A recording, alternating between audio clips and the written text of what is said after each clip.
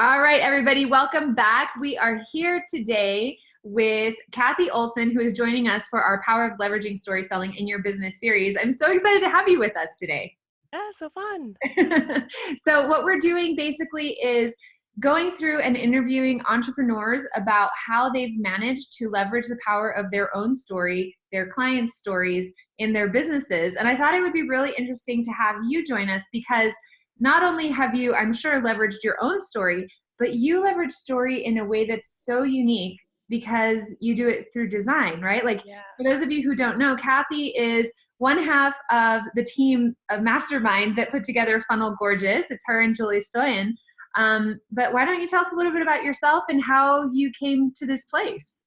Yeah, I think it's so important because I think a lot of times we think about story, we think about words, Mhm. but we're multifaceted humans, right? We don't just write things and read things. When we hear things, we see things, we taste things, right? So there's so much more of a story when you open it up to visual storytelling. So I think that's like my side of Yeah. the storytelling, and I think that it's really important to know how they all work together and that they're better together. Because I think you can write really great copy, but it can fall flat if you don't deliver it the right way, right? Like it depends on how you kind of put together. So where Funnel Gorgeous kind of comes in is that Julie's like the brains, like kind of and that she's the marketing genius. And so she tells the story, she pulls out the story, she figures out what the story is, and then I figure out how to translate that into basically pixels, like how to actually visually make that make sense and to connect to emotions and those deeper places in us, like that makes us humans.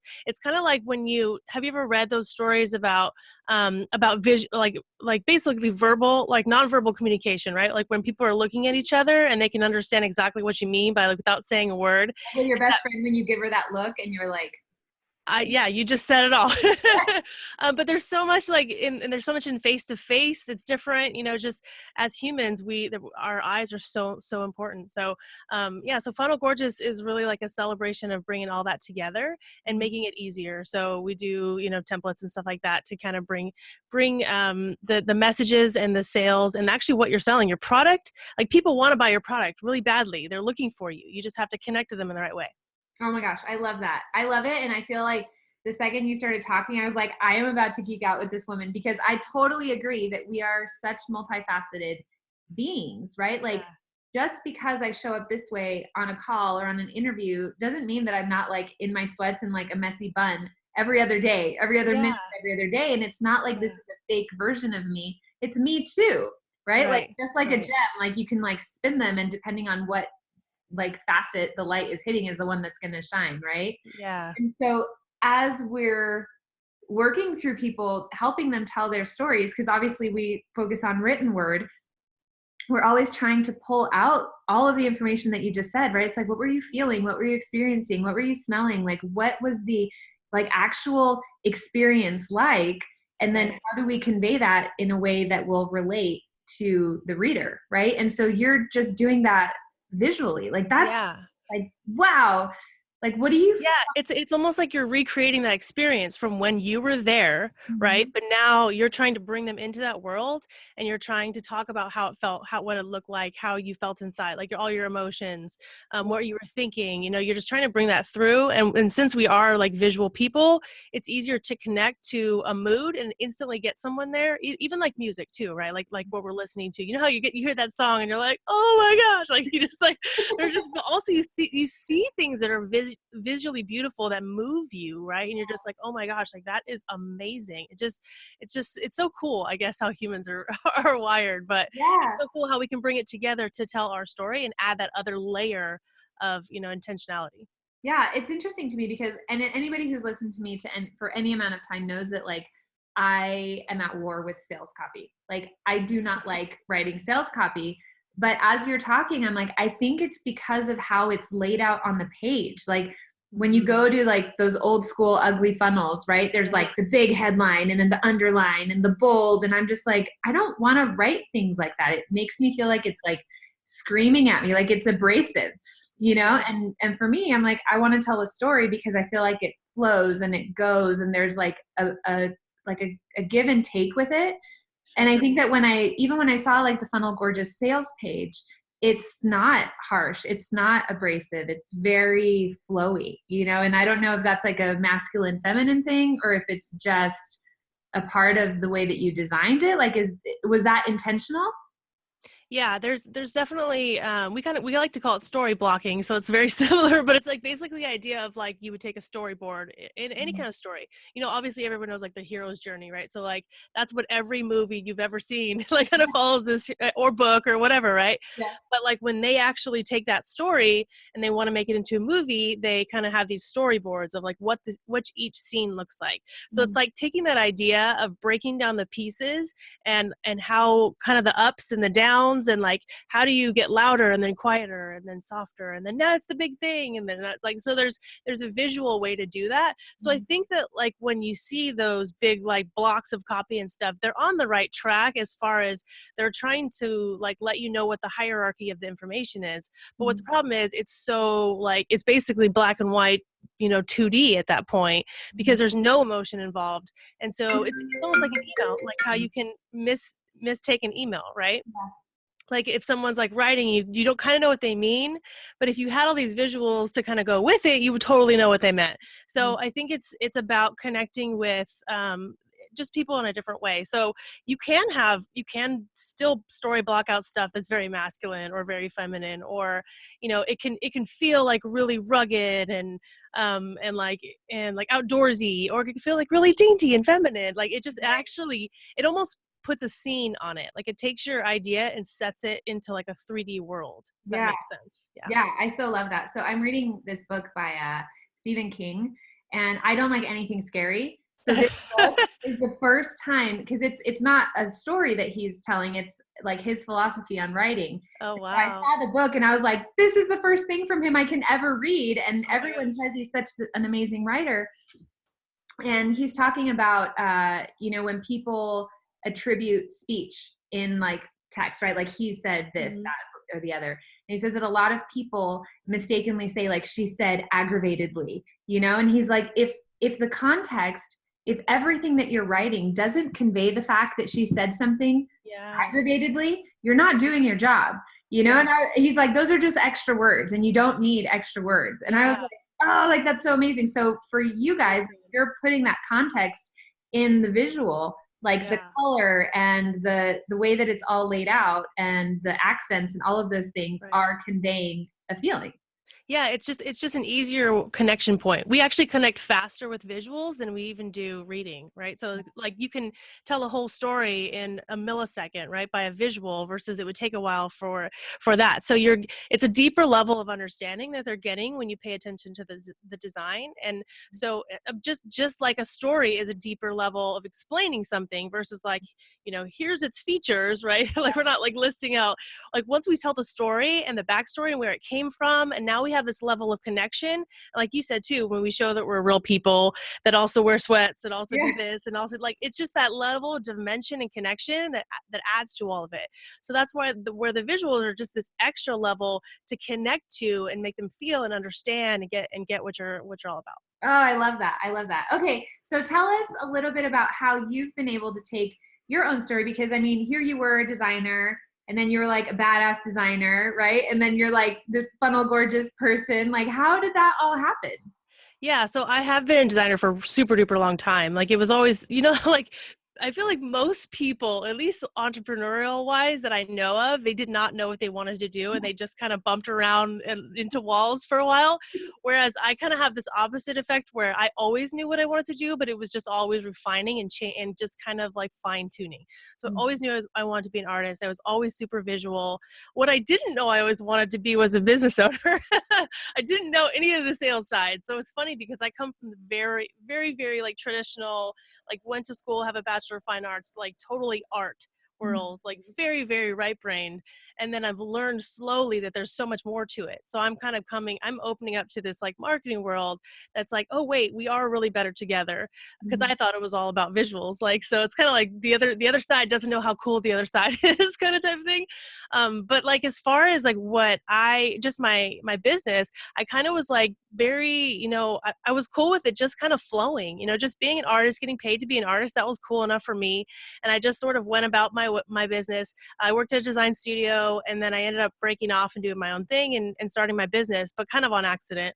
But then really what happened to me was kind of crazy. So I had like a health crisis at one point, and actually was diagnosed with a tumor wrapped around my carotid artery, that I wasn't sure if I was going to survive. And more than like not survive, there was more of a chance of me having a stroke, and or like, and it was on the right side, which is coincidentally is your personality, it's your creativity, it's your voice, it's like all the things that like I need, like to You're be like, please no. me. It's like everything, like your left is like your coordination and all that stuff, but like don't take my personality, my creativity. That's like everything, right? So that was actually more likely to happen than for something really bad for me to happen to me.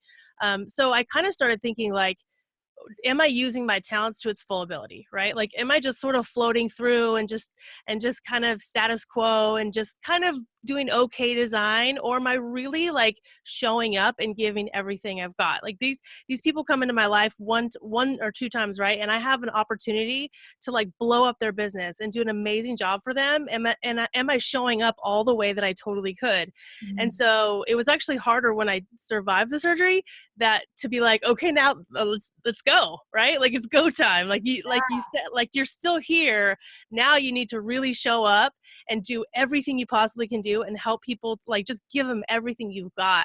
And so after that, it changed my design to like a level, like an inhumane level, but it also put a lot of stress on and pressure on me, because I was like, is this the best you ever possibly could do? It was like, you're here, you're still, it's like I felt like I was on borrowed time, right? Like I was earning every single project. Yeah, like I was earning my place here, and that I had to really show up. And so it's been a struggle both ways, right? Like everything I do, like I have to do with really, really, really good, really, really like with all the intention in the world.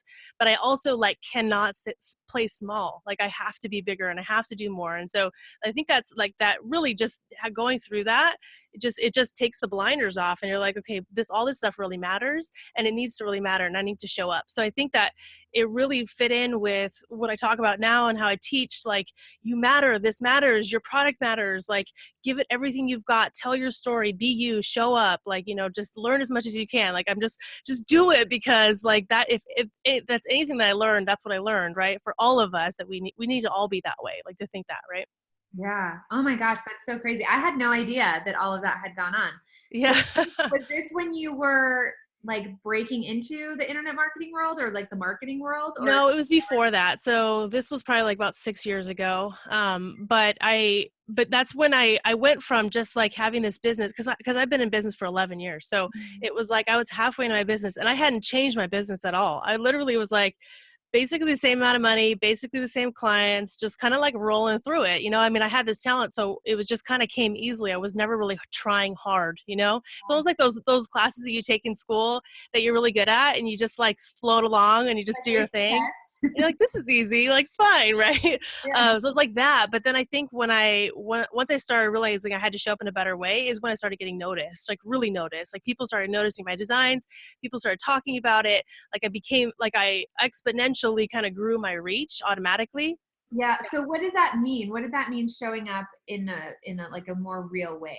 Oh Like, my gosh, doing the things that you're scared of doing. Like, like that's what I'll say. I really, really focused on just not doing what everybody else is doing, right? Like, okay, I would almost think of like, here's the obvious answer to this design problem, right? And then I would be like, here's how everybody else would do it.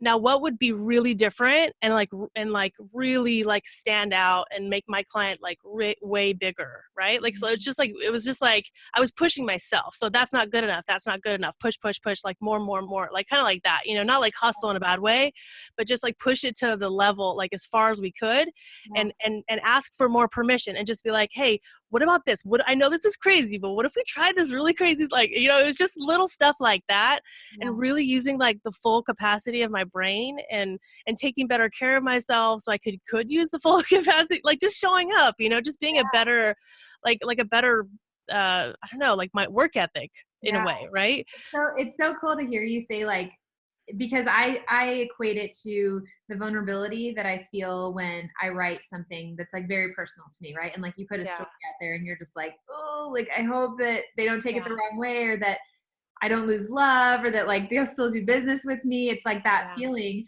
But taking risks. Yeah. totally, it's taking risks, right? And it's taking personal risks because you're the one on the line. Right. And I can just see that. And I'm super right brain too. Like, I don't know anything about like all this business stuff. Like, I'm doing it. You Thankfully, totally do. You're not giving yourself enough credit. thankfully, James is here to like keep me on track. So we say that like he lives in the factory and I live in the meadow, right? Like that's how we are. So I totally get what you were saying about like this Yeah. whole other world that you're like, oh wow, you guys are doing cool stuff over there too. Yeah. But I feel like that's probably how you felt when you were putting out these design ideas, right? Where you're just like, well, we could do it this way, the way everyone else is doing it, or like we could do it this Yeah, no, it way. was super scary, and it's scary to take a stand on anything, right? To not rock the boat, don't do it differently, just do it the way everybody else is doing it.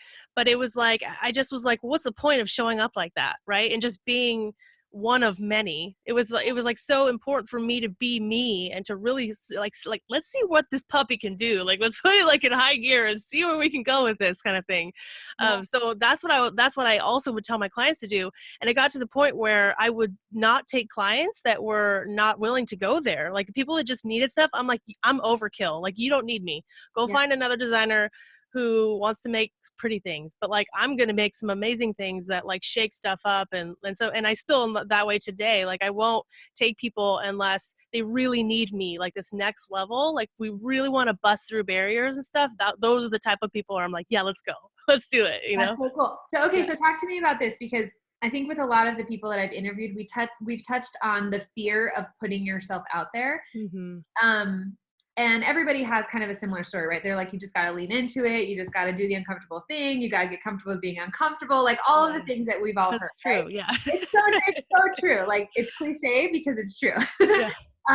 But tell us about the other side. Like what happened once you started actually leaning into and like, you said it so beautifully. You're like, I just needed to be who I was. Like I wanted to be who I was. And I think that's something that I completely resonate because I know for me after my divorce, like my life was in shambles and I was like, oh, that version of me really like screwed things up. Right. So I need to stop people pleasing and stop worrying about what everybody else thinks and just be me.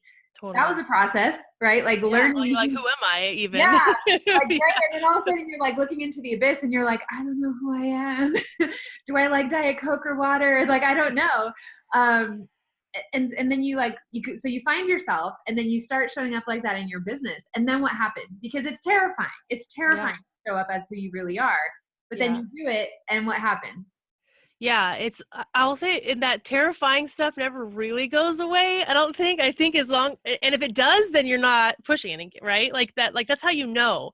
Yeah. But I think it's just taking that first step and just putting it out there and just kind of going like, just like wait and just sitting in that moment going, and just being positive, right? Like I'm a very positive person, so that helps. I'm like, no, this is going to work. No, it's going to work. Even though not everything works, but I'm just like, it's going to work. It's going to work out how it's supposed to type thing. But it's scary. It's so scary. And you just sit in that moment and you're just like, just kind of cross your fingers and then something good happens. And then you're like, okay, that's it. I did it. And then you get used to it. You get used to pushing and then it paying off and pushing and it paying off. So it gets easier and easier to push. Yeah. But then again, like I said, then the stakes become higher and higher and higher. So you always have that scary moment. Yeah. But I think it's just about trusting that you're doing what you're supposed to be doing. I think you do need to dig in and figure out who you are and what you do differently and stop trying to be anybody else because it's not going to work. That's a total fast way for you to just burn out is for you to try to look at someone else's business and say, I want to make big moves like them and doing exactly what they're doing because that's not going to work. Yeah. You're going to keep failing. But once you figure out what makes you and who your unique client is and what they're looking for or how you can serve them, and just kind of coming up with this story, right? Like around it and like why you do what you do and how you do what you do. And like, and these new opportunities that you're creating, that's when you start to have that positive momentum and things awesome happen. And then you're on the right track. And then you just got to keep pushing and pushing and pushing. Isn't it interesting how like the not right things for you kind of fall away during that time too? Because just like now you're like, well, I don't take on anybody who's not willing to push that edge with me because you know who you are. Like you stay in your lane. You're like, I am like the breakout designer, right? Like if you really want to get to the next level, if you want to like knock somebody's socks off, then we can work together. If you want some like, product mock-ups, like I'm not your girl. Like, yeah. And No, it's like, it's just totally, it's a waste of both of our time, right? It just yeah, doesn't make any sense. And, but it's hard to say no, right? Like I have people come to me and they want to dump, tens of thousands of dollars. And it's really hard to say no because I'm a people pleaser, but yeah. I just have to know that there's another person behind that's waiting right behind them that's going to fill up that spot that is going to be the right person for me, right? It's just one of those, it's always hard to say no to money. I mean, it's always is, right? But have you noticed that when you do say no to money that's not supposed to be yours, like Yeah. almost like more comes in? Totally. That's why I'm Like, like, there's something like right behind it, and you're like, oh, thank goodness I didn't do that. Like, thanks yeah, goodness I didn't sell out, basically. But totally, I'm totally. not saying it's the easy though. It's No, always hard, it's I not mean, always easy. I actually had a conversation or a back and forth with someone a couple weeks ago where they wanted to hire me to do something, and I was like, yeah, no, that's not really what I do, and I was like, I really like nurturing audiences. I really like telling stories. Like I can do all of that stuff, but that's not my yeah. stuff. And people get upset too. Yeah, they did. And he wasn't upset, but he was like very insistent. Like he just wanted me to do it. And after a couple exchanges, he got back to me and he's just like, it's really admirable how dedicated you are to staying in your lane. And I That's was like, yes. that's cool. 'Cause Yeah. I don't think it's the best way for you to invest your money to have me Yeah. do that. Like just go get somebody else to do it. Yeah. Yeah, I think people get in there, they just want us, there's just like, they're like, no, I don't want to find another person, but you're like, but we're not a good fit. Like, it's almost like Yeah. a relationship, Yeah, but, totally. You're like, it's not me, it's you.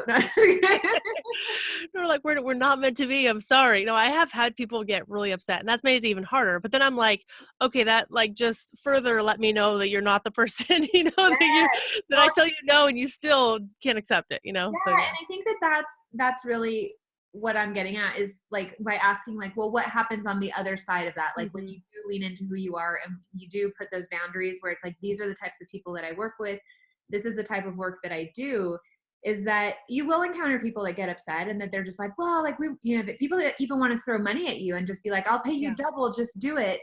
But Yeah. as long as you stay true and you stay in integrity to yourself and to what you like doing and to what you're really good at, it's almost like you're passing these tests, right? They're like these like it's like if life was a Yeah. game, right? Like you're passing the boss, right? Like the one that wants to pay you twice as much as you normally charge for the project, but you say no, and they're like doo doo doo, like You unlocked a new level exactly. because And you then there's stayed like strong.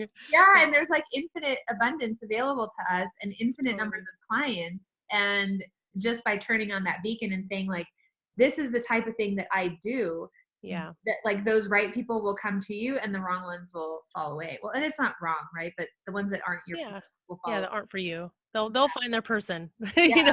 They'll totally find their perfect match out there, their soulmate. There's plenty of fish in the sea.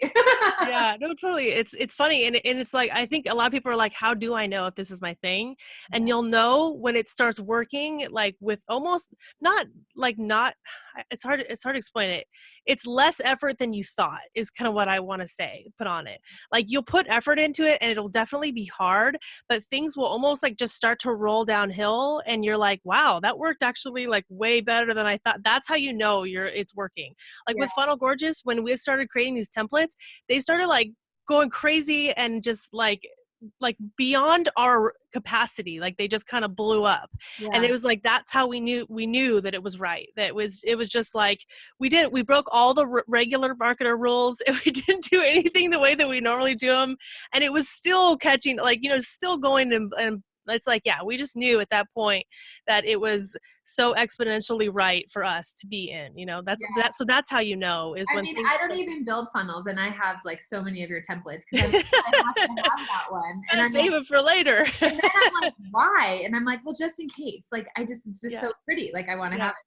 Well, And that's they're so inexpensive, it makes sense to just collect them. yeah, Anyway. no, it totally does. It totally does. Okay. Well, thank you so much for spending time with us. Let us know where people can find you if they want to find out more about you, about Funnel Gorgeous, about what you're up to in the world. Where do they need to go? Yeah, just because we don't have it all built out, really, just the site.